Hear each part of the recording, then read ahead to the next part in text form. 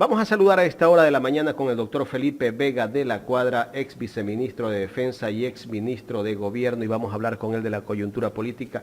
Doctor, muchísimas gracias por permitirnos llegar con usted a nuestros cientos de miles de seguidores de Cuadra en Directo. Tenemos muteado el micrófono, no sé si lo podemos activar. Ok, ahí estamos. Ahí estamos. Buenos días, Jaime, Carla, muy buenos días. Y buenos días a esos cientos de miles de seguidores de Cuadra en Directo que yo sé han encontrado en su medio de comunicación una alternativa para acercarse a la verdad de los hechos. Yo les felicito por el empeño, les doy ánimos en este empeño y les agradezco muchísimo por la invitación que me han hecho. Gracias, doctor. Doctor, quiero poner play a un video que justamente el día de ayer le hicieron una entrevista al ministro de Economía y Finanzas, al señor Pablo Arosemena, y luego me gustaría escuchar su criterio. A todo. Y el próximo año lo volvemos a bajar y hasta el 25 que llegue el gobierno lo vamos a llevar a 0. Entonces, ¿tú crees que el gobierno llegue al 25? Sí, por supuesto. Y Guillermo Lasso, acuérdense de mí, va a buscar la reelección y hay que apoyar con toda su fuerza a eso ahí, imagínate. Eso es una primicia por acá para Mariela TV Radio Fuego. Te doy esa primicia, Guillermo Lasso va a buscar la reelección y vamos a apoyar con toda la fuerza para que el país tenga estabilidad democrática, que eso le hace bien al país. Pero ¿qué partido lo apoyaría? Porque se ha peleado con casi todos, Pablito. Mira, la política un poco es dinámica y sucede eso. Y luego... Para que el país tenga estabilidad democrática, no salen de un problema que están en un proceso de destitución, pero ya están pensando en la reelección. ¿Qué criterio merece? Jaime, yo quiero hacer dos comentarios, uno muy breve.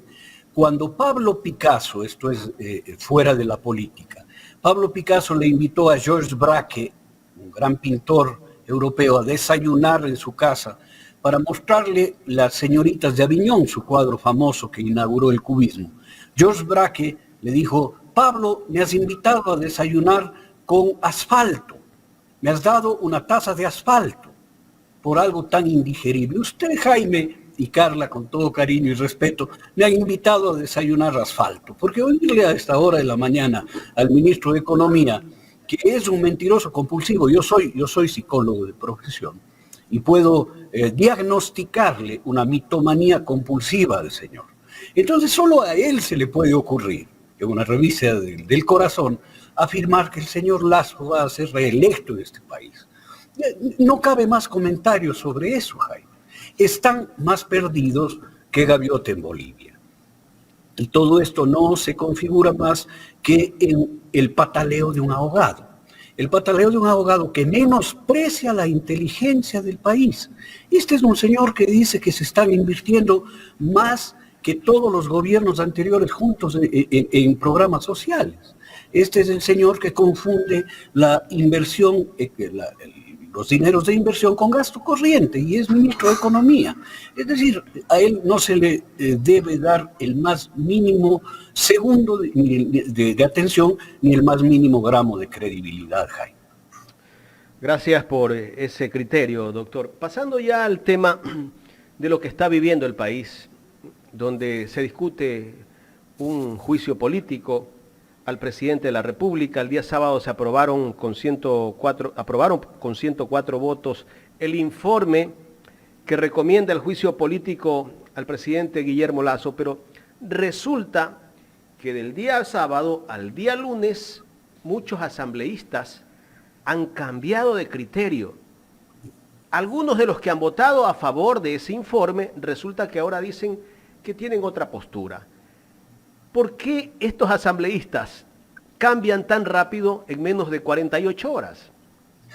Porque la explicación la ha dado mucha gente en el país, y esto creo que el común de los ecuatorianos y ecuatorianas tenemos una explicación lógica, sencilla, que siguiendo el pensamiento de la navaja de Ockham, en donde la explicación más sencilla es la verídica, estaban cotizando el voto, es decir, se pusieron duros para que les golpeen la puerta y le digan cuánto cuesta tu voto a favor nuestro.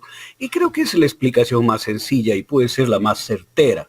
Yo quisiera hacer un análisis un poco más a profundidad y de fondo, ¿qué está subyaciendo en toda la realidad política del Ecuador en este momento? si ustedes me permiten, Jaime y Carla. El primer elemento que yo quisiera plantear es que en el Ecuador ha habido, y todos coincidimos en ello, un proceso de judicialización de la política.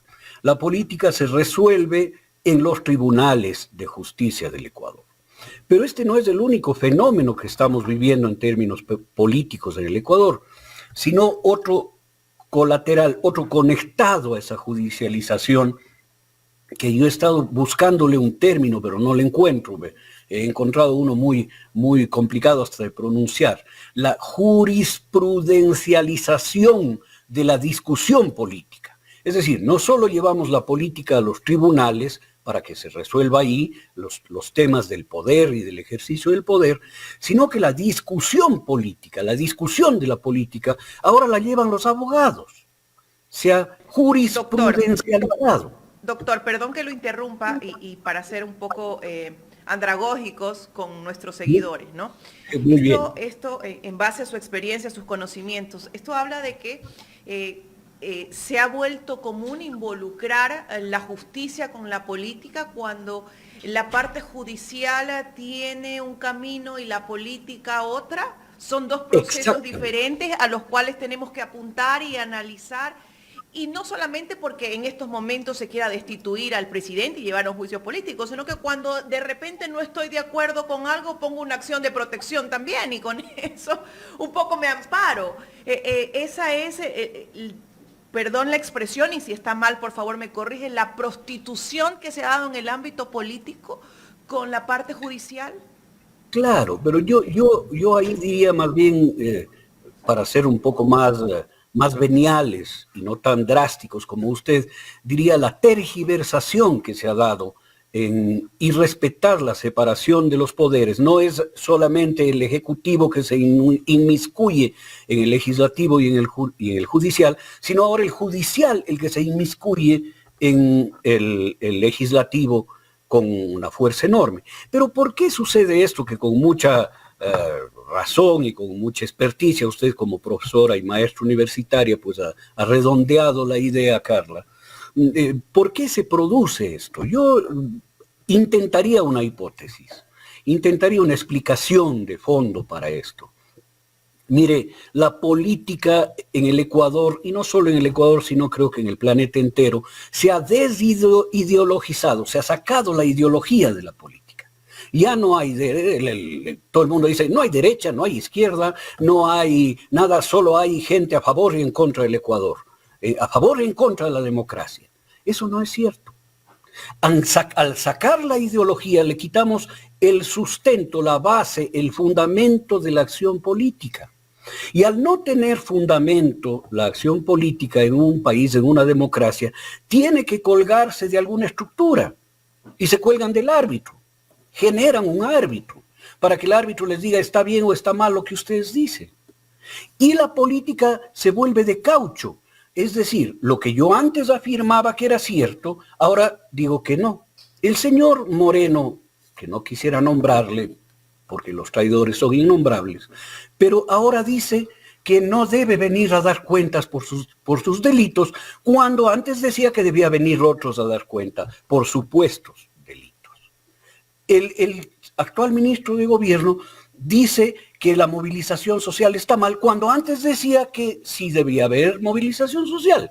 El actual ministro de Gobierno y varios miembros del Gobierno dicen que no debe haber juicio político, cuando antes afirmaban que sí debía haber juicio político. Es decir, no solo se vuelve un ejercicio del derecho positivo, del derecho como ciencia jurídica, sino se vuelve un ejercicio de leguleyada, leguleyo, leguleyesco, el jugar con los principios y las acciones de la política en base a interpretaciones antojadizas de la ley. Perdón. Bueno, básicamente podríamos hablar ahí de lo que la gente conoce como el interés, ¿no? Porque juega mucho el interés personal. Doctor, quiero hacerle una pregunta. Y nosotros como medios de comunicación siempre tratamos de analizar las expresiones de nuestros invitados y no se diga las expresiones de un primer mandatario. ¿Por qué le hago esta pregunta? Porque en algún momento por ahí en la asamblea, uno que otro asambleísta manifestó que el presidente tenía cierto problema de incapacidad, incluso hasta mental, porque era un poco contradictorio su posición, sus expresiones de repente en cada tema. Claro está que para poder manifestar esto tiene que haber una valoración psicológica de un médico pertinente que certifique que de pronto él tuviese algún problema. Pero usted, ¿cómo puede analizar estos discursos de un presidente que básicamente, con todo el respeto, no ha sabido administrar un país y que ha tenido un doble discurso, una doble postura? Un día conozco a alguien, otro día no conozco a alguien? Esto es incapacidad, falta de experiencia, falta de gobernabilidad, asesoramiento, porque no lo entendemos definitivamente.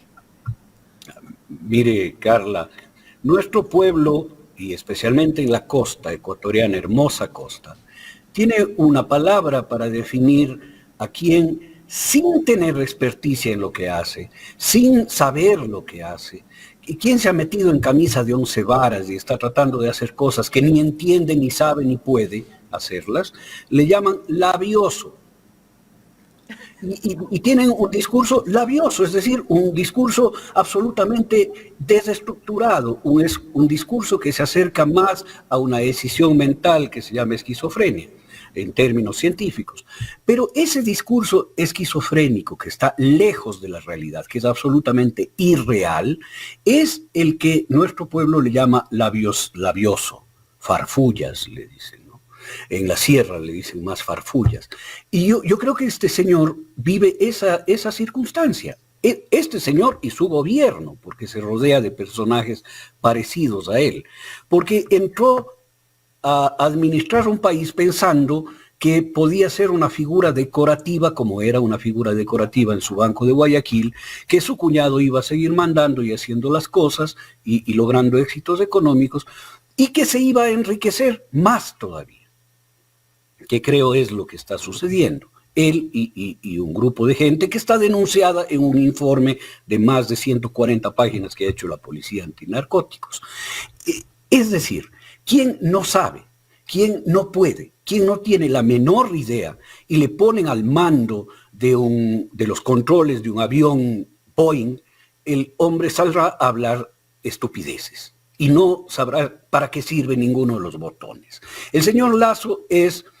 yo ponía en alguna entrevista un ejemplo, yo soy un escritor y leo mucho, de un cuento maravilloso de Edgar Allan Poe que se llaman Los asesinatos de la calle Morgue, en donde empiezan a decapitar con una navaja de afeitar a las personas que vivían en un edificio de la calle Morgue, y la policía llega a descubrir que era un gorila de circo que le quitaba a su domador la navaja de afeitar e iba con muy buena intención a afeitar a las personas porque eso veía que su domador hacía todas las mañanas.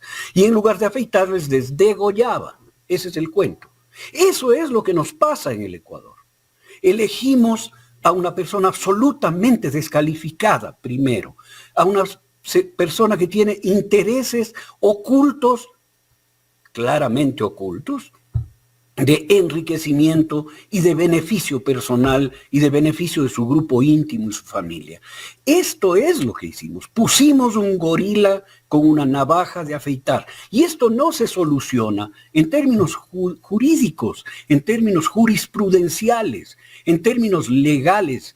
Esto se soluciona en términos políticos. Aquí el ejercicio de la política, que es el ejercicio primario de la Asamblea Nacional, es el que debe primar. Señores y señoras asambleístas, ya no anden con esta discusión de que si el artículo ni sé cuántos, y si el numeral tal del artículo cual. Oiga, todo eso nace de la decisión política del pueblo y de sus representantes. Las leyes las hace la Asamblea. Yo no estoy yendo en contra de las leyes, estoy yendo en contra de otra cosa. Doctor, usted acaba de decir algo que tomo aquí. Se soluciona en términos políticos. Básicamente, como periodistas tenemos que ser un tanto objetivos, más allá de que no podemos mentir y decir que siempre tenemos posturas, porque es parte de la personalidad del ser humano, ¿no? Comulgar con alguna ideología, ser partícipe de. Pero ¿cuál sería la diferencia entre este gobierno y otro gobierno? Como por ejemplo cuando hubo los casos del comecheque, el maletín diplomático, la valija diplomática y otros casos que de una u otra forma también decían que había nexo, reparto de hospitales, por ejemplo, como para no segmentarme en un solo gobierno, y no se daba todos estos casos, porque ahí no llevaron a un juicio político a un presidente. ¿Qué pasó? ¿No encontraron en ese momento pruebas suficientes o supieron cómo solucionarlo en términos políticos? ¿Por qué? Porque muchos dicen, a Lasso sí, porque no hay gobernabilidad, a Lasso sí porque no tiene la mayoría en la asamblea, ¿por qué a otros no? ¿Cuál sería el concepto o el análisis? Abdalá sí, en el último periodo democrático, Abdalá sí, Mawad sí, a Lucio Gutiérrez sí. Y si nos vamos más atrás, hay un estudio muy lindo de Muñoz Borrero sobre quienes se sentaron en el sillón de Carondelet. Y resulta que llegamos a tener un presidente cada 11 meses en el Ecuador, desde el año 1830 hasta el año 1973, cuando hubo el golpe militar del triunvirato, y se paró ese periodo y empezó el nuevo régimen democrático desde el año 78.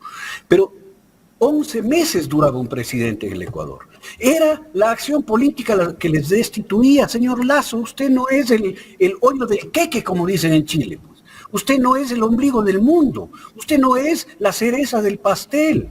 Usted es un hombre equivocado en la política ecuatoriana, que nos está causando un daño irreparable. Nos ha causado 4.500 asesinatos el año anterior. Nos ha causado la narcodelincuencia enquistada en el gobierno.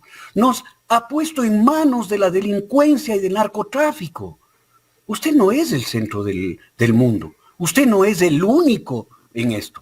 Mire, lea, ya sé que decía su asesor, ministro, exministro Pipo Lasso, que a usted no le gusta leer.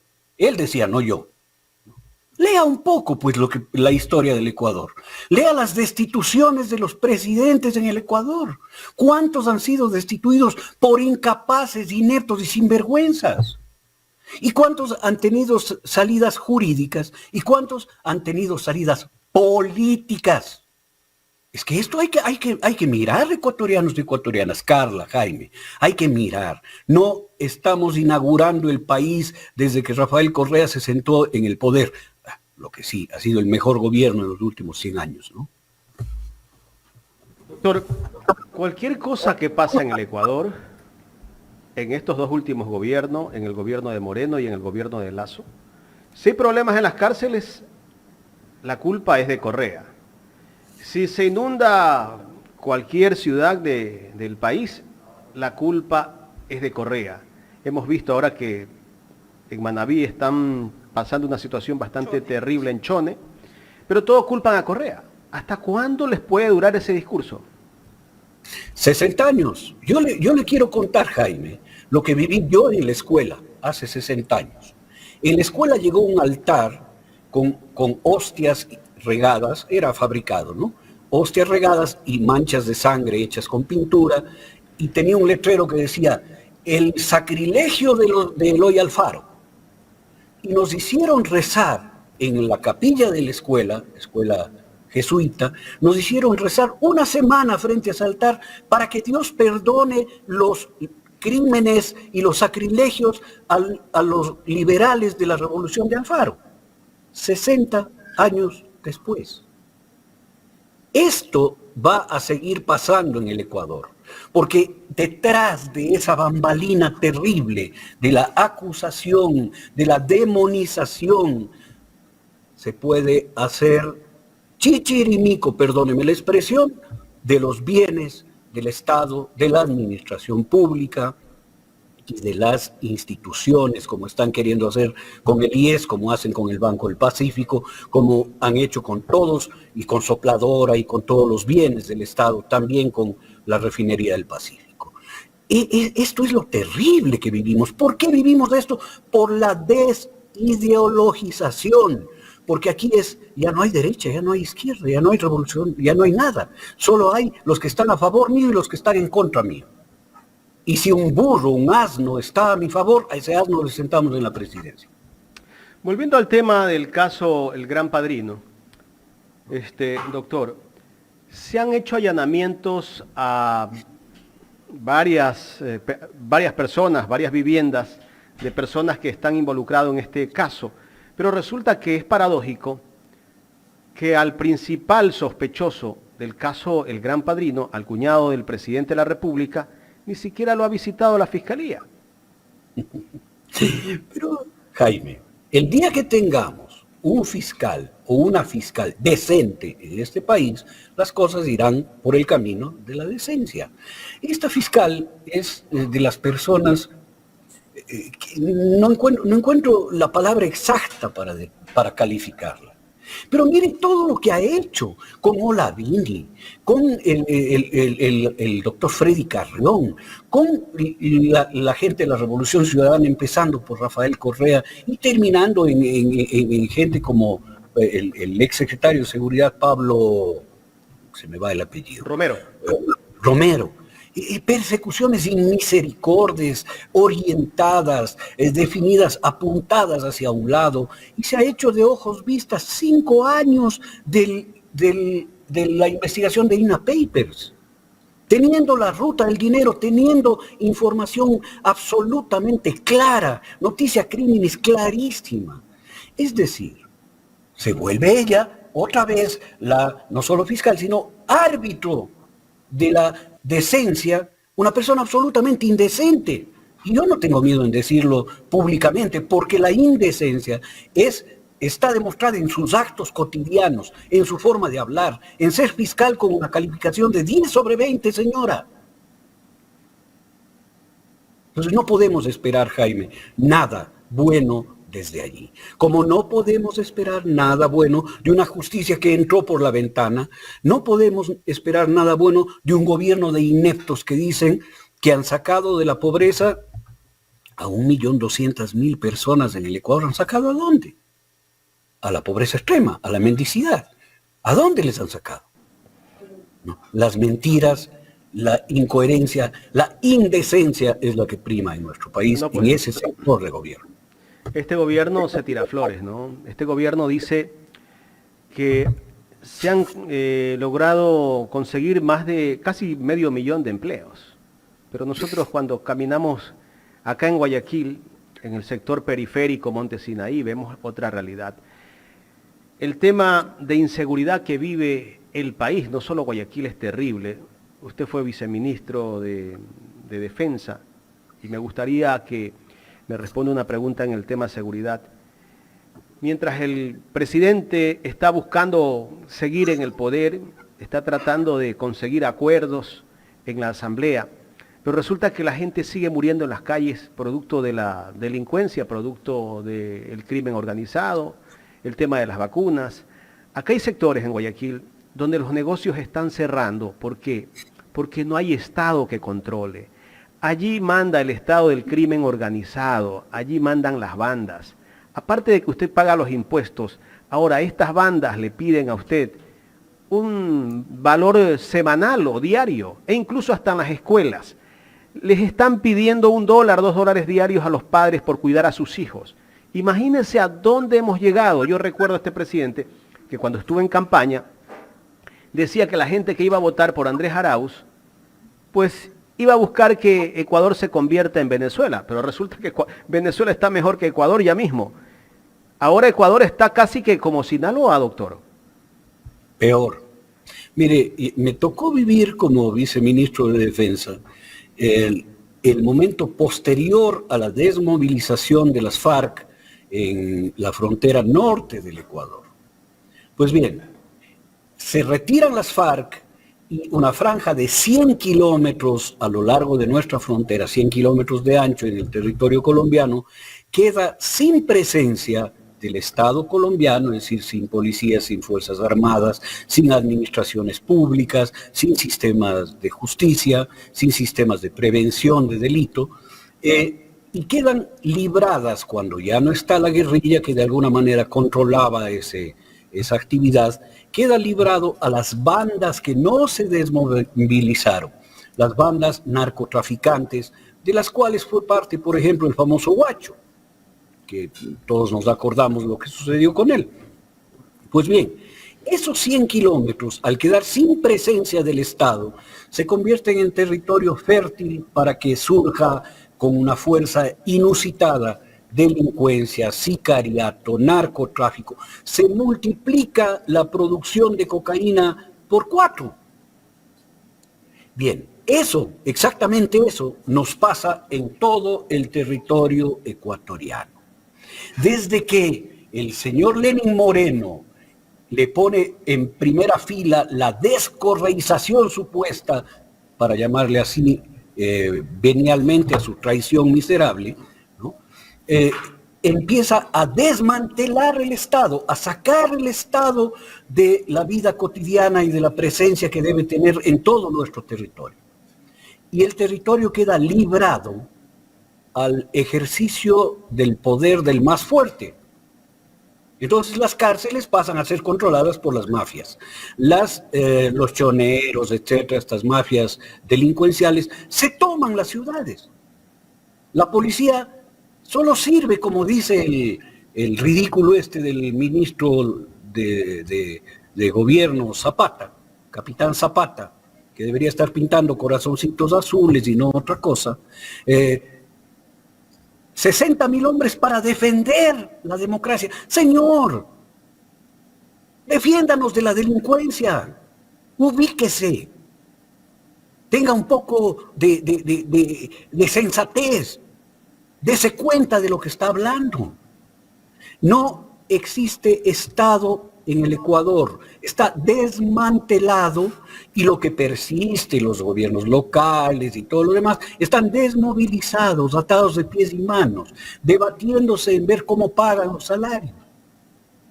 Por eso estamos como estamos, por eso hay casi 300 mujeres asesinadas en el Ecuador, inclusive en recintos policiales, como sucedió con María Belén Bernal. Doctor, le voy a hacer la última pregunta por el tema seguridad. El gobierno dice que, este gobierno dice que es el gobierno que más droga ha incautado en el Ecuador, en la historia, que está combatiendo el narcotráfico, el crimen organizado, bueno, lo que siempre escuchamos. Pero ¿a quién le corresponde que esa droga que se incauta acá en nuestro país no ingrese a nuestro país? Y también que no salga de nuestro país. Usted respondió, Jaime. Usted dio la respuesta ya y todo el mundo entendió a quién le corresponde. Mire, cuando las FARC se desmovilizan en Colombia, la Armada colombiana bloquea el puerto de Buenaventura, que es por donde salía la droga hacia México, hacia Centroamérica y México. Bloquea y se quedan sin puerto de salida esta nueva efervescencia narcoterrorista del sur de Colombia. Y encuentran que el norte de Esmeraldas y la provincia de Manabí eran vías expeditas para sacar la droga. Entonces se multiplica la salida de droga desde el Ecuador. Se multiplica por 10, por 20. Las capturas se han subido de 1 a 1.4. Significa que ahora sale más droga por el Ecuador. Y se olvidan de mirar otra cosa. Por el sur del Ecuador sale desde hace mucho tiempo la droga que viene desde Perú y desde Bolivia. Y en la investigación, que ahora le llaman León de Troya y que se llamó El Gran Padrino, le llamó un medio de comunicación El Gran Padrino, y que la fiscal le calificó con el nombre del gobierno, caso Encuentro, se habla de una mafia albanesa que lleva droga desde Bolivia y desde Perú por el sur del Ecuador, por nuestros puertos del sur y por nuestro puerto de Guayaquil. ¿Dónde se hacen las capturas más grandes de droga cada cierto tiempo? En alta mar. Y esto les digo porque sin informes que he recibido yo desde desde la patrulla de guardacostas norteamericana que está navegando en aguas internacionales frente al Ecuador y cortando tráfico de drogas en barco. Son ellos los que capturan y que entregan a la policía ecuatoriana. En las aduanas ecuatorianas no se captura un gramo. Se deja salir todo, no hay escáneres. Se niegan a poner escáneres. ¿Por qué será? ¿Por qué será que no ponen escáneres ahí? Es decir, sale muchísima más droga, Estados Unidos y sus guardacostas, sus patrulleras guardacostas capturan más droga, entregan más droga a la policía ecuatoriana y después sale otra vez el gobierno del encuentro, en vez de decir me encontré esta droga, sale a decir estamos capturando más que nunca. Señor, ya basta. O sea, para telenovelas rosa de lejos. Doctor, queremos agradecer por haber aceptado esta invitación aquí a Ecuador en directo. Vamos a seguir conversando más adelante de otros temas de coyuntura nacional. Claro, pues una última cosa, yo cada vez que les miro y les admiro mucho, se me viene a la memoria las empanadas de la Gauchita. Ustedes las hacen probar aquí. Hoy viendo el cargamento de la Gauchita. Pero sería bueno que nos llegue acá a Cotacachi, pues. Dele un abrazo. Cuando usted venga a Guayaquil, vamos a la Gauchita. Nos vamos inevitablemente. Seguro. Gracias, doctor. Un abrazo. Gracias, doctor. Hasta luego. Muy amable al doctor Felipe Vega de la Cuadra, aquí en Los Especialistas.